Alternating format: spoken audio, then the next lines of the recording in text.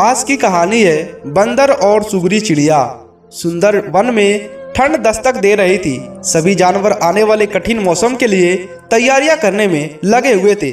सुगरी चिड़िया भी उनमें से एक थी।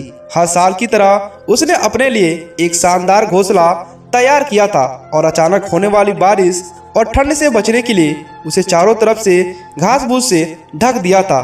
सब कुछ ठीक चल रहा था कि एक दिन अचानक ही बिजली कड़कने लगी और देखते देखते घनघोर वर्षा होने लगी।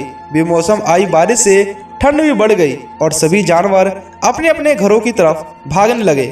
सुगरी भी तेजी दिखाते हुए अपने घोंसले में वापस आ गई और आराम करने लगी।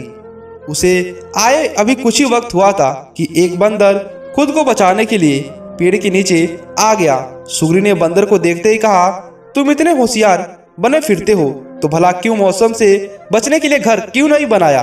यह सुनकर बंदर को गुस्सा आ गया, लेकिन वो चुप ही रहा और पेड़ की आड़ में खुद को छुपाने का प्रयास करने लगा। थोड़ी देर शांत रहने के बाद सुगरी फिर बोली, पूरी गर्मी इधर उधर आलस में बिता दी। अच्छा होता अपने लिए एक घर बना लिए होते। यह सुनकर बंदर ने गुस्से से कहा, तुम अपने से मतलब रखो, मेरी चिंता छोड़ दो। सुगरी शांत हो गई।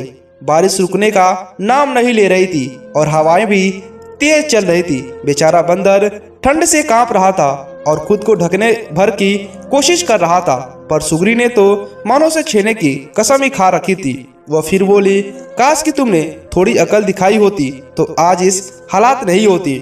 सुगरी ने अभी अपनी बात खत्म ही की थी कि बंदर बौखलाते हुए बोला, एकदम चुप, अपना बार बार फुसकाना बंद करो।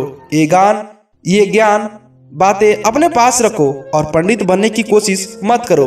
सुगरी चुप हो गई। अब तक पानी काफी गुड़ चुका था। बंदर बिल्कुल भीग गया था और पूरी तरह से कांप रहा था। इतने में सुगरी से रहा नहीं गया और वो बोली, कम से कम अब घर बनाना सीख लो। इतना सुनते ही बंदर तुरंत पेड़ पर चढ़ने लगा।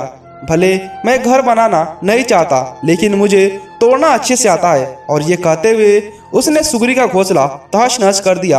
अब सुगरी भी बंदर की तरह बेघर हो चुकी थी और ठंड से कांप रही थी। दोस्तों, ऐसा बहुत बार होता है कि लोग मुसीबत में पड़े व्यक्ति की मदद करने की बजाय उसे दुनिया भर की नसीहत देने लगते हैं, क्योंकि होने वाले नाते और अपनी स्थितियों से खुद जिम्मेदार हैं।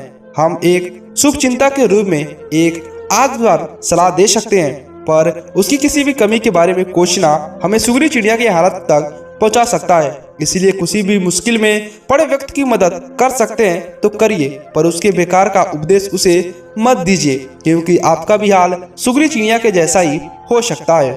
आपको यह कहानी कैसा लगा हमें नीचे कमेंट कर बताइएगा।